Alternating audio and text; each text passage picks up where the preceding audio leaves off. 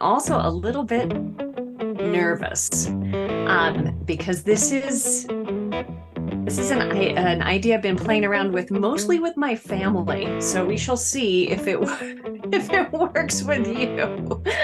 Um, but for those of you who are new to the MIC, which is not very many of you, so I'll go through this really quickly. This is a free open community dedicated to making it easy for people that run excellent meetings everywhere. Hooray, thank you for participating. Thank you for hosting events, those of you who have. If you haven't yet, we welcome that. And then if you'd like to help contribute to make this go, that would also be handy because while it's free to attend and participate, it is not free to run.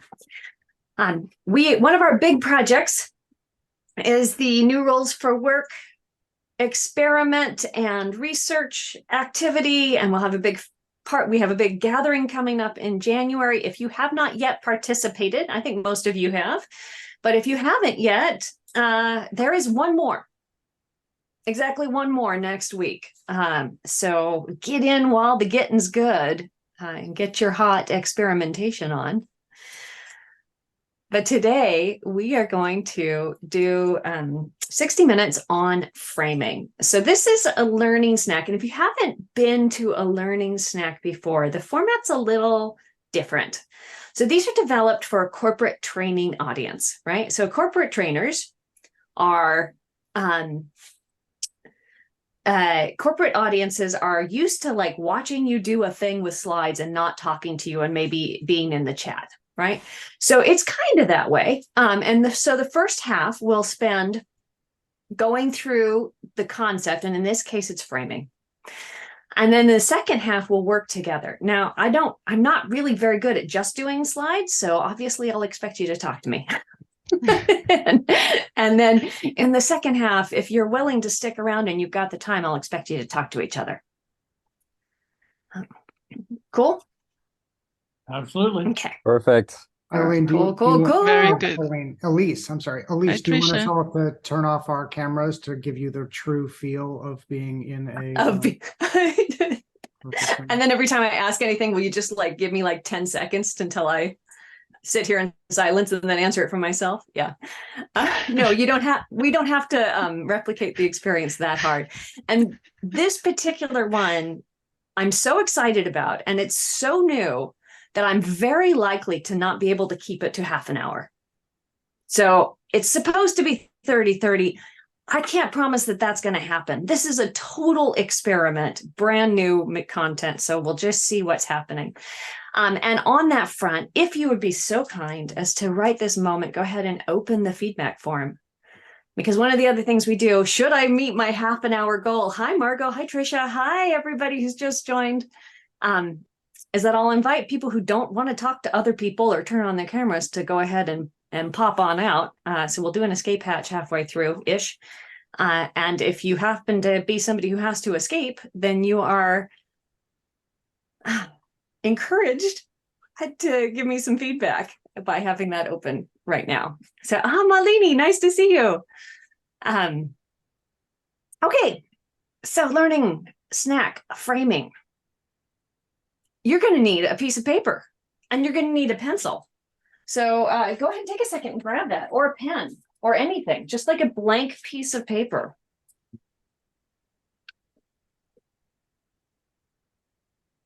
Right. Let me go ahead and I will be sharing some slides.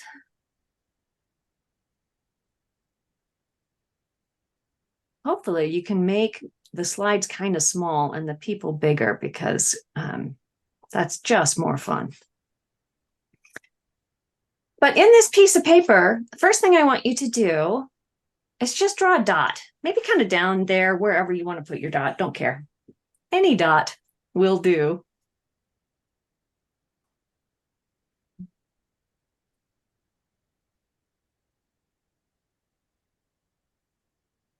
And then once you have your dot, there's my awesome dot. Draw a line through it.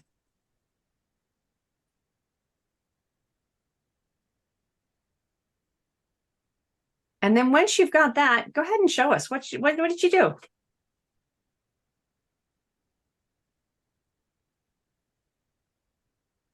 some of these won't work because of the blurrings. So I see dots going sideways. I see some up and down dots. I got some diagonal dots. We got a dot. We got lines going all over the place, right? A vertical line. Okay, next up. Maybe flip your page over and draw 2 dots, basically about yay. One sort of not all the way at the top, one not all the way at the bottom. In the same page, we draw the other get dot? a new, or flip it over, do the backside. This is the Okay. one, do the backside or do a new page. And I want 2 dots this time.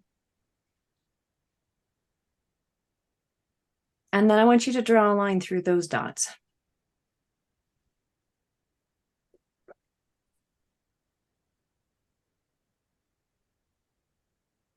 And then show us your lines, please. You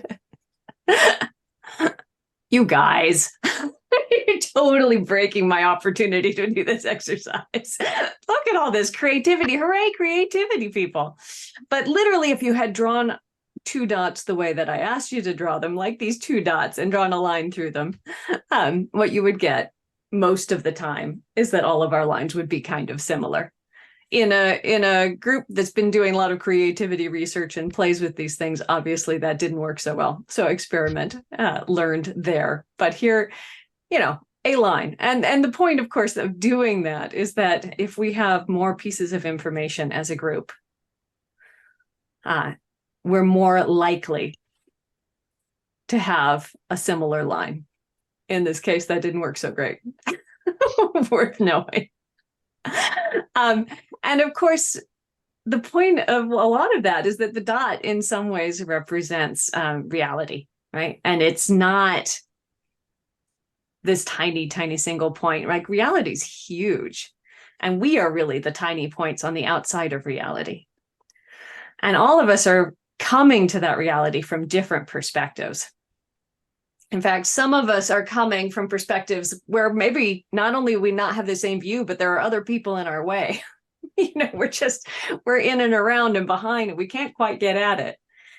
And that perspective that we have on the dot, the angle that we're coming at it from is what we're going to call framing.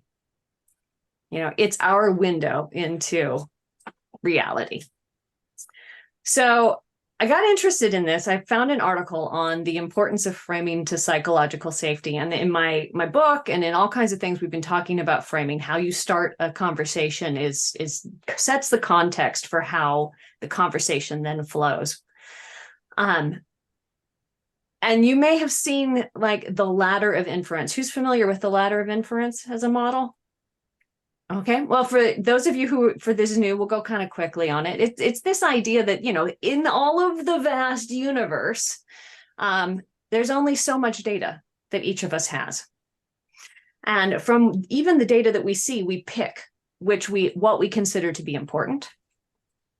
We add meaning to it. Based on that meaning, we make some assumptions about how the world works, about what people are doing and what we think, draw some conclusions. Those become, over time, our beliefs. Other words for beliefs are our mental models, our biases, you know, our expertise. All of that then guides how we act. But the challenge becomes that beginning part, right? It's the frame. So what if you are in a world where your frame is centered on that piece of the universe and everything is entirely dark, right? It can be a real challenge. Another example in the chat. I am curious, and I would love you all to do this at the exact same time. So those of you who know Chatterfall, what is this a picture of? So I'm going to count to 10, and I want you to type in your answer. And then at the count of 10, I want you all to, Malini, put it in. 10, 9, 8, 7, 6, 5, 4, 3, 2, 1.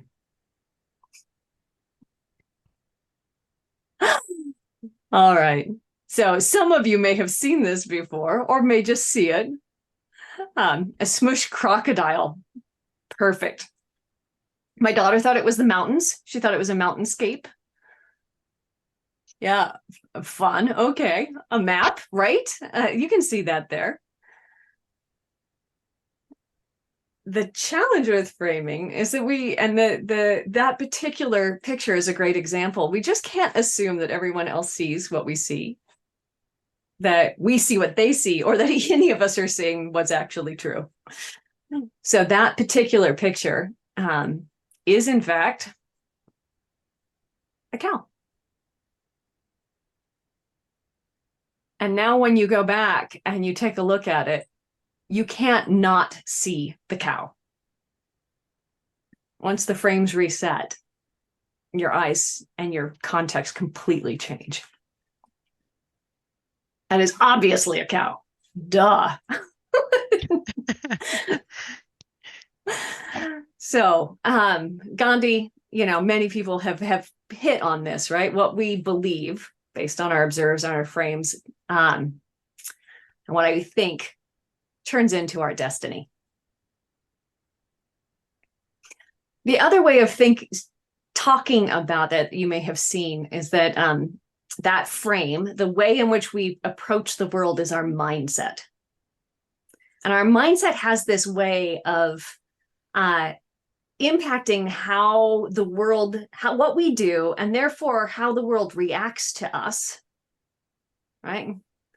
And therefore what the world does and what we end up seeing becomes something that reinforces our beliefs. So all of those people out there who think meetings are terrible and don't do anything to prep for meetings and try to get out of them and talk about how awful they are, end up in meetings with other people who think they're not prepped, don't enjoy it, are not trying to have a good time. That changes what they believe about meetings. Turns out they don't prep, they don't talk to you much. You see that nobody's prepped, nobody's talking to you, boom, meetings suck. Doom loop. In other words, as Admiral Akbar says, it's a trap.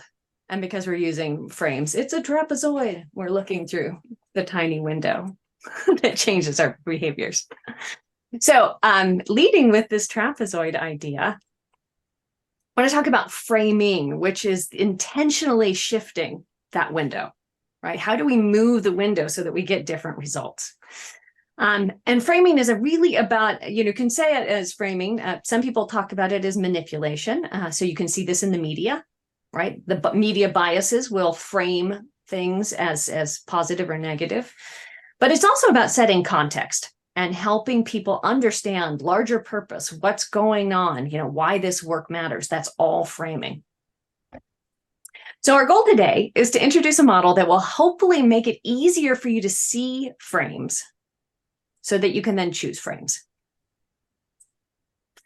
For example, what is your frame, right?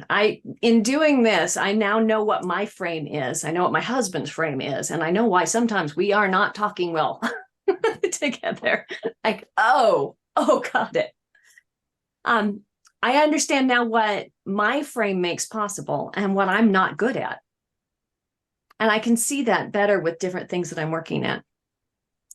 And then it invites us to then look through other frames, right? So what are we doing by default in our meetings, in our workshops, and what could we be doing? How could we tweak it? How could we adjust it so that we can inform that context? So for this session, 2 possible framings, right? I could have said, hey, come on in here, spend an hour with some randos talking about work.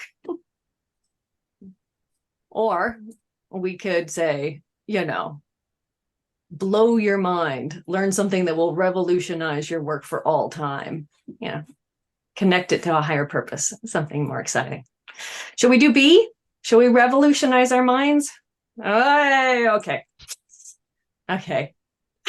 Stop me at any point if you're like, whoa, you're totally off, or I have a question, as long as it's short, because I really do actually want to get through this. Oh, Scott, you're Audio? No, I can hear you. Go ahead. Choice is such an important underpinning for all this stuff. And if people believe they can self-actualize, it's very different than if they believe they can't. Can they change the world around them or not? And I think those are really primary sorting pattern for people. So I like to give people choice at the beginning to show them that they have choice. If that makes any sense. Self-empowerment. Yeah, it does. And so basically part of the way you set the frame Yes. For self-actualization is by giving people an experience of it right up front, as much as possible. Shock. Mm-hmm. Yeah. Yeah. Cool. So, okay. Visual model, and your paper and your picture will come in handy. I was going to set you up to build on a nice straight line, but that didn't work out so well for everybody. So you're welcome to find another piece of paper if you'd like to follow along. But we're gonna draw a tesseract. Now, if you're not familiar with a tesseract, this is actually a shape we can't draw because it's 4-dimensional, but we'll do our best. And we're gonna start again with that point.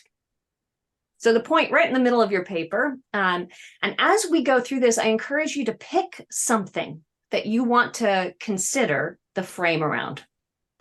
In our examples today, we're going to look at meetings because it's the meeting innovation community, and I know these examples off the top of my head. However, you might do yourself. Yay, Lee. I'm going to get that trucker hat that says that someday. We're going to do meetings, but you might do you. You might do a project you're working on. You might do a relationship. You might do an environment. But that dot in the middle represents the situation factually as it is right now. Okay. And then there's a dot above and a dot below. And you'll draw a single line that goes all the way through these. And this is going to be our first axes along which we can adjust our frames. We have positive and negative. Let's do some examples. Mary Poppins! For every job that must be done, there is an element of fun. You find the fun and snap. The job's a game, right? Mary Poppins meetings would be a kick in the pants. Mary Poppins' approach to work of any kind is positive. Her default frame is very, very positive. On the other side, this is Adam Grant. He is one of the leading psychologists and authors. He wrote a book called Think Again, which is all about reframing. And he recently did a TED Talk about meetings that led with, I hate meetings, what's the worst meeting you've ever had, and what's your favorite way to make them not suck? In a spectacular example of not going off the default frame, Adam Grant is all in on negative. So we've got our positive frame, we've got our negative frame. For your situation, what's a positive way to look at it? Positive interpretation. What's a negative interpretation? What are some questions you might ask? Reframe. And then, yeah. If you were going to reframe the situation. So I am here today. What's feeling great about me today? What hurts? Positive, negative. What you focus on changes your frame. Meetings. So next dimension. We've got our line. We're going to kind of extend. So a tesseract is a 4-dimensional cube. We're going to be making out the cube. So this side, we're going to kind of build out one side of our cube. And here we're going to look at some other ways, some other clues that help us understand the frame. And actually, I didn't mean to do that build first. So now we know. But in terms of being able to spot frames, right? There's language is the #1 clue you're going to have.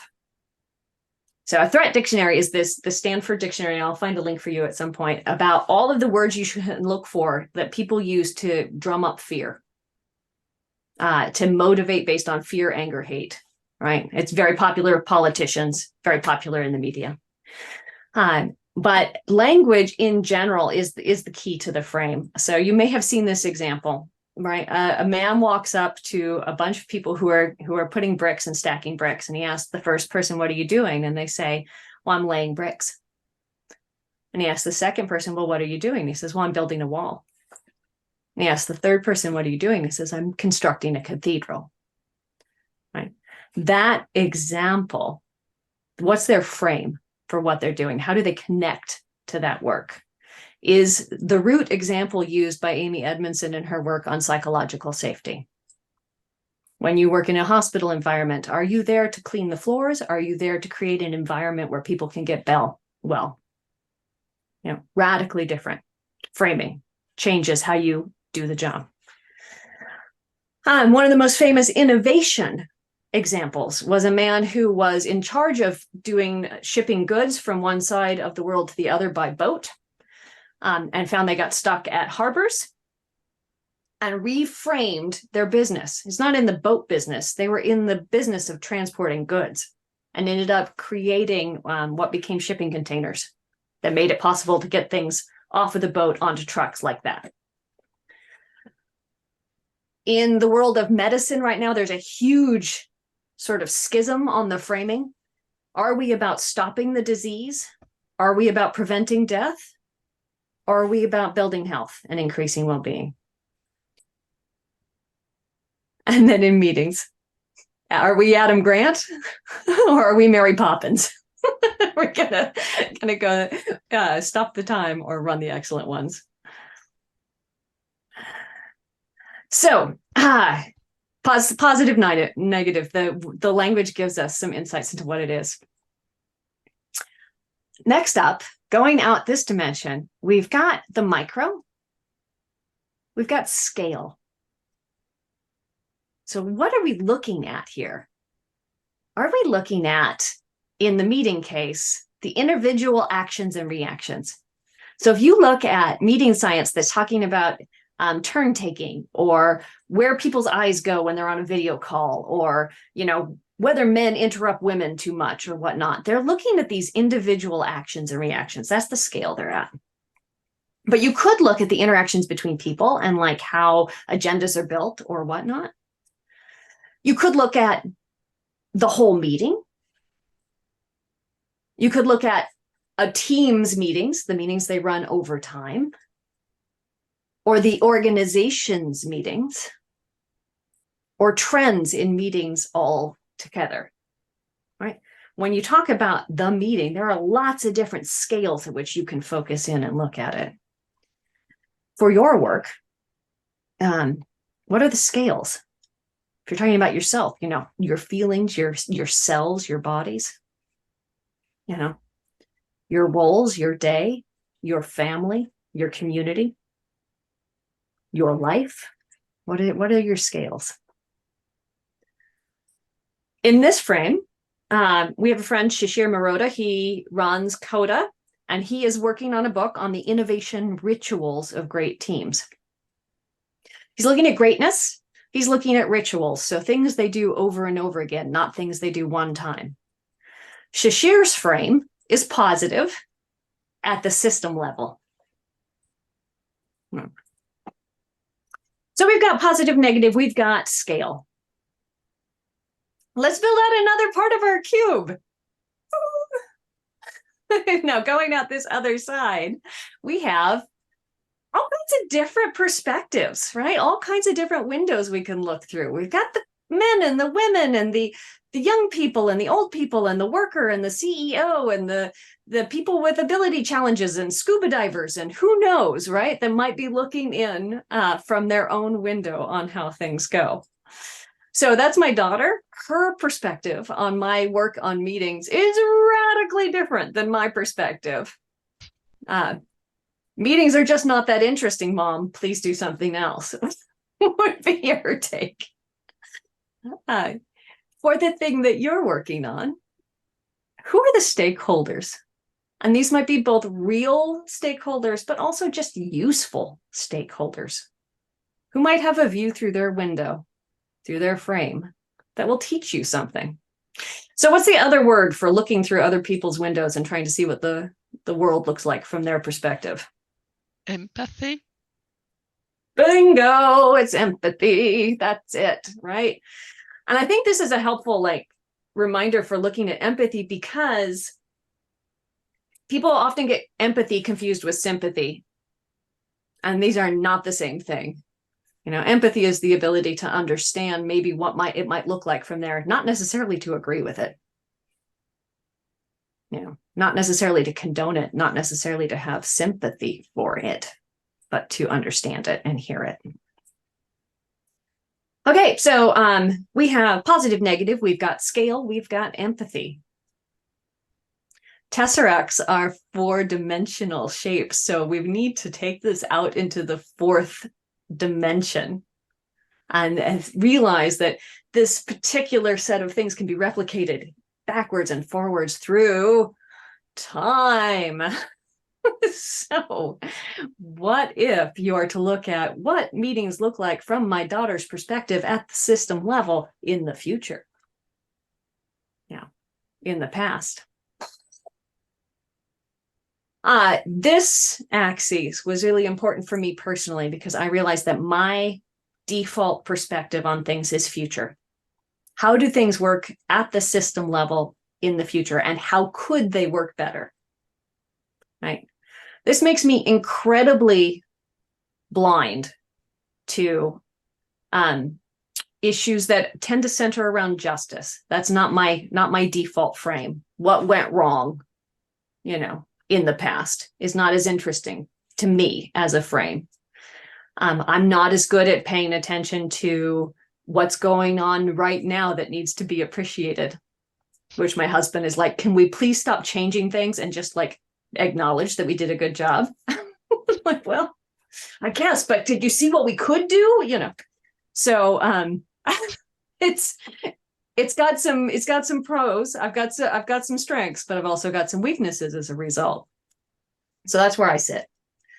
It's really hard to draw cubes 4 or 5 times. So we're going to make this simpler and just draw a line underneath our cube to help us sort of represent future, past, present.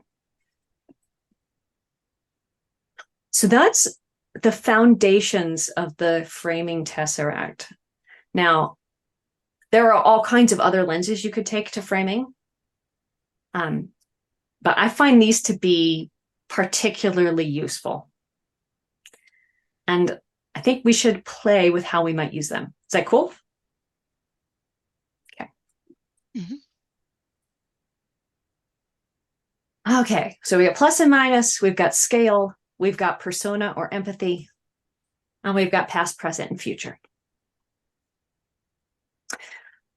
Let's look at common facilitation methods we already have that they're working to take the group and reframe their conversation. Okay, so positive and negative framing, looking at a question from both of those frames, is pros and cons lists, plus delta, liked, learned, lacked. What else? What else you got? I'm thinking inside, outside. Okay. You're there and so, your perspective, or are you stepping back and isolated and looking at it from second position? I think that would be a good one for either scale or for persona for sure. But on the plus minus, different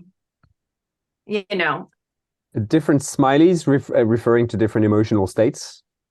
Yeah, absolutely. Right. Like all kinds of these, how do we surface and how do we understand? For me, square what is what we, and that's just an anchor point. I missed that. Square wheels and round wheels. Okay. Sure. Right. Square wheel. Yeah, evaluation of how things are working. Right. This worked, that didn't work. Right.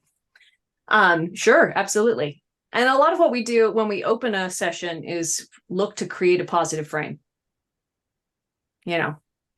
What's going great in your life today? who knows what that might be. But never start a session with, wow, is everybody feeling super busy?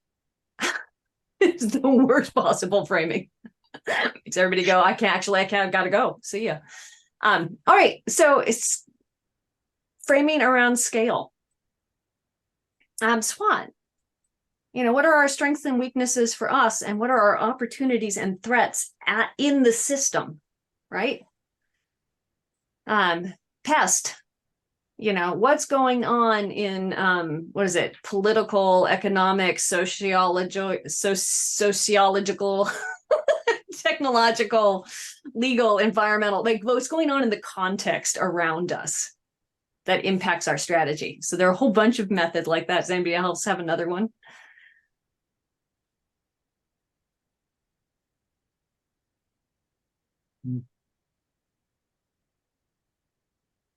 Did you say this is for scale or perspective?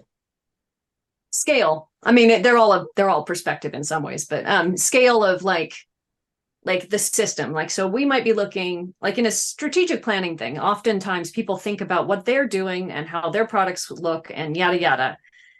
And one of the facilitation methods you'll do is say, hey, let's broaden out and look at what's going on with our competitive landscape, what's going on in macroeconomics. So you're moving into a larger part of the system. Does that? Mm-hmm. Did you have a? Yeah, well, I'm not sure whether it's a container, but panarchy is springing to mind. It's like looking at all these different levels that are nested, and the change that happens at one level that is connected to levels to changes at other levels. 900% awesome.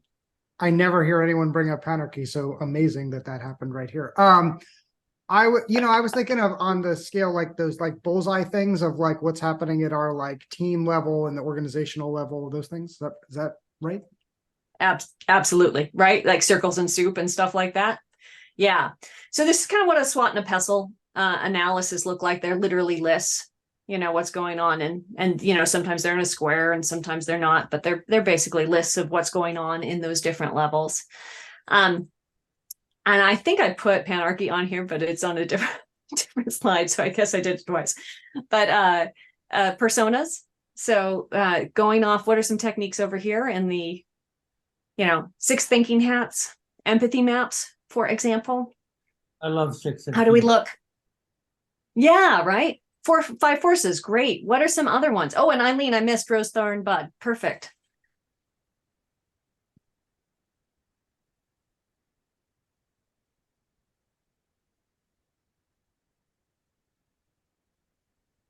I mean, half the time, 1, 2, all. How do we hear what somebody else really has to say? So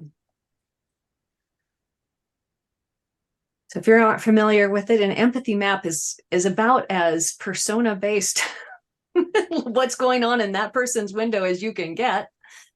We fill in, we pick a stakeholder, our customer, children, the elderly, whatever it is, and you fill out all of these things where you try and look through their window.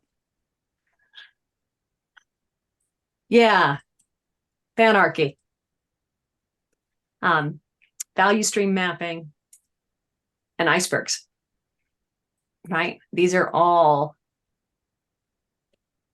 Yeah, I think convergent thinking is about taking all of that and like coming to conclusions on it, So it's you may be changing the scale from all the stuff down to stuff, but that's a little different than saying, whether we're looking at atoms versus universes. And we're talking about scale in that way. So panarchy is literally a method for looking at elements of the system down from, let's say we do grass seed farmers, and they'll be looking at the seed versus the farm versus, that region versus global seed supply. So looking at different. Yeah. So here's Satter's version of the iceberg metaphor, for example, where, the observed behavior might be one level of the system, the big outside level. But as you go farther and farther down, you get into like all kinds of extra different parts of the scale. Yeah, domain of control. That's cool. Definitely. And then there are methods that like look at multiple frames at once. So different elements of the system from different people's perspective is what Luma's creativity matrix is all about. Luma's creative matrix is one of my favorites because it's literally about giving you a bunch of freaking boxes or frames to look at a question from. So in this example, the question was, how do we run an awesome party? And across the top, it says for families, for singles, for introverts, and for Halloween, you know, hardcore people. And then down the side, it's using surprise, using games, using something that engages all the senses, and or using food. So you get to consider different elements of the system and different personas, and then do some brainstorming and say, like, how do these things, if I look at food from the lens of families, what do I get, right?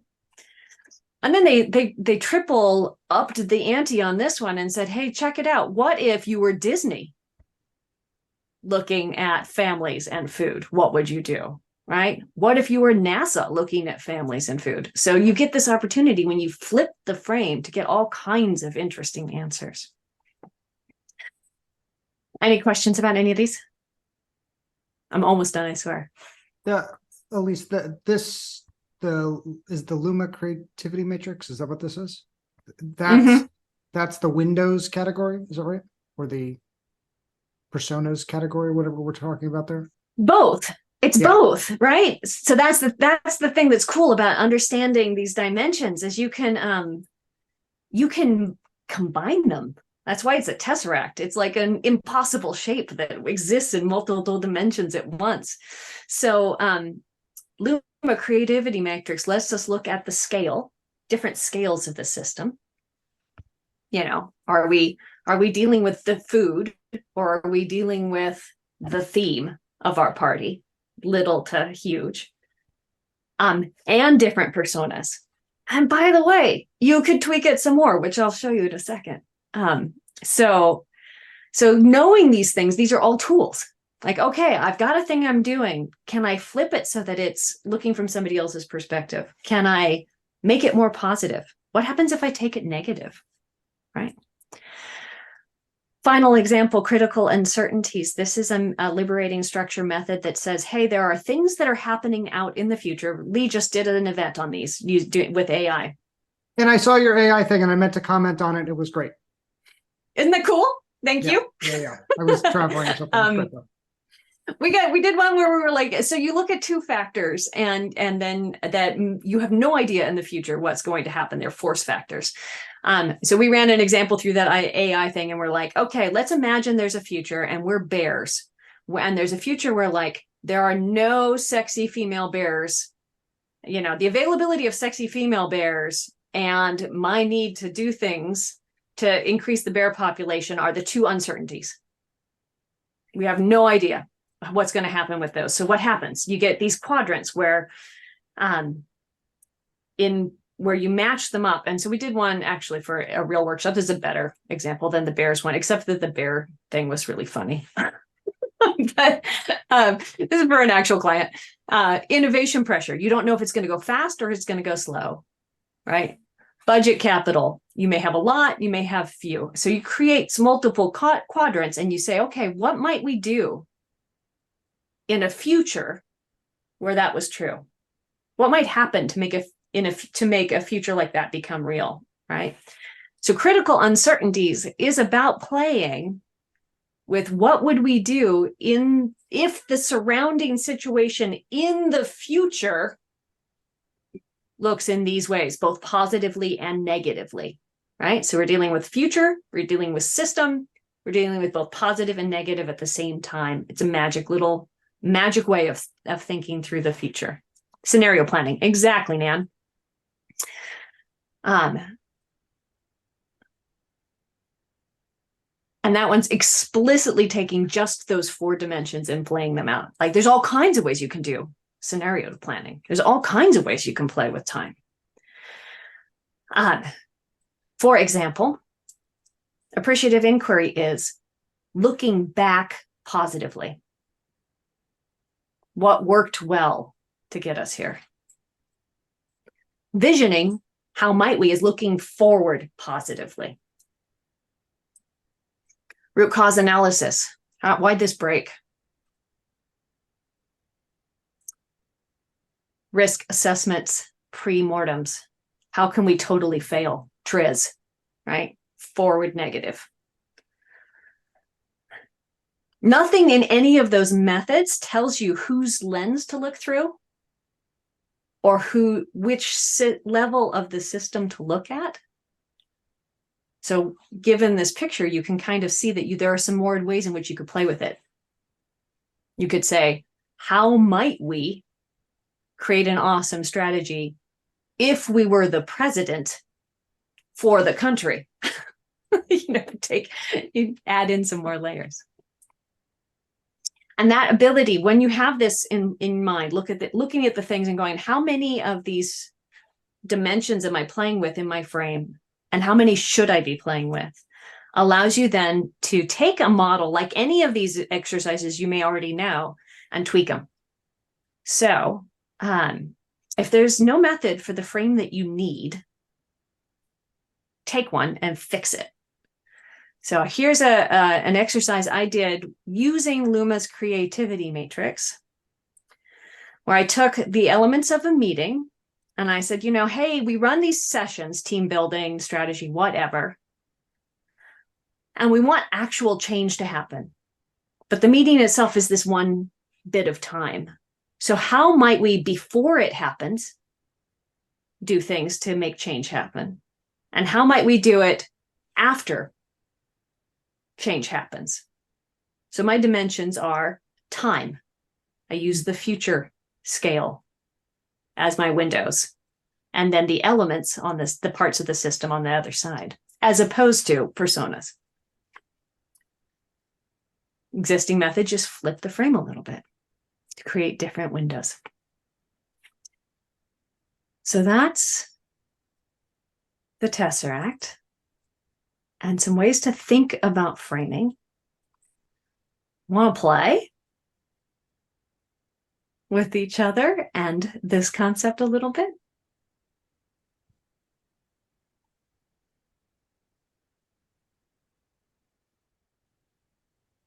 Okay. Well, next up, and I'm over time on my half bit, but escape hatch if you don't want to talk to anybody else, because I'm going to put you into groups to talk about how this concept, given the dot that you chose, may or may not be relevant to you. If you are gonna stay, here are going to be the instructions for the breakout. It's going to be just short one, and we'll do 2 if we've got time. Because I think if we're going to talk about framing, hearing from as many different perspectives as possible is cool. So the instructions are, what is the thing that you picked as you were thinking through this a little bit? And what's the default frame? Like what's already operating on it right now? And what might be a useful frame? How might you shift it? Vis-a-vis meetings or something else? Anything, whatever you put in your dot, anything you want to talk about that way. So it could be you, could be a project. We have 2 minutes left. I'm going to stick around afterwards for anybody who wants to continue to talk. But before we go, I would love just a quick note in the chat. So for those who are on time oriented, in one phrase or short sentence, which idea did you hear today that you are most interested in remembering? I had a question.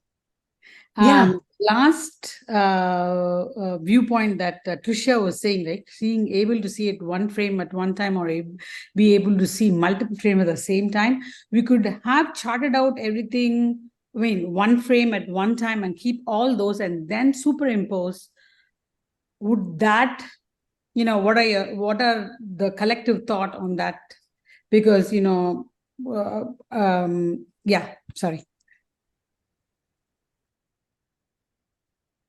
Yeah, so I mean, the Tesseract picture, just in terms of why I did it.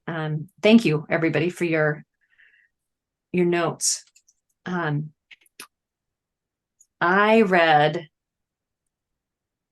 this article about the power of framing in creating psychological safety, and I've been reading lots and lots of things about framing forever, and it's, mindsets and mental models and biases, they're all frames, right?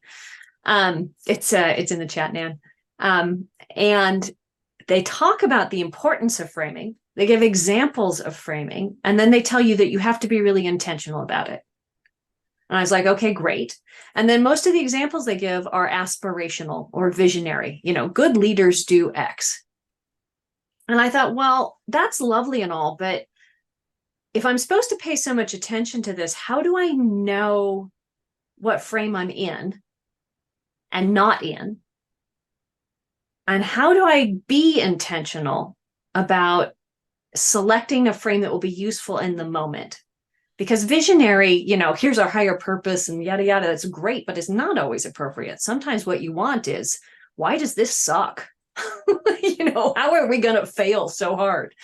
Sometimes you want well, wait, what are the historical roots of this conflict? What's unique about this? Have we thought of the children? Sometimes you need something completely different. And I didn't have any tools I could find anywhere that gave me a way to sort of map out where I was and where I might go.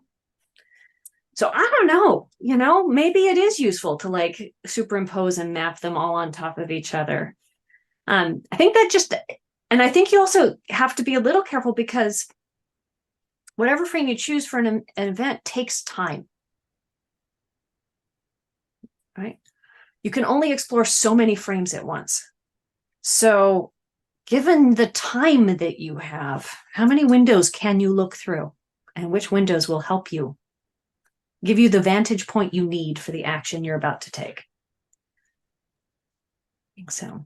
I think it's also excellent in a way that it sort of it sharpens our empathy from a different point of view, because it just offers different viewpoints, etc., to appreciate how things are and are seen by different folks. It's really nice. So in the interest of keeping my time promise, follow up. This recording will go into the mic for contributors. I've had a number of requests to talk about this again, and since this is the first time, I'm going to see what I can shorten. So I'll do it next week too for the APAC folks in that afternoon mixed session. But I'll post this for contributors who are interested in there. And then if you haven't seen it yet, come to the New Rules for Work Festival, which is next January. So with that, we are officially done. Thank you, Elise. Thank you, Elise. Thank you. Bye-bye.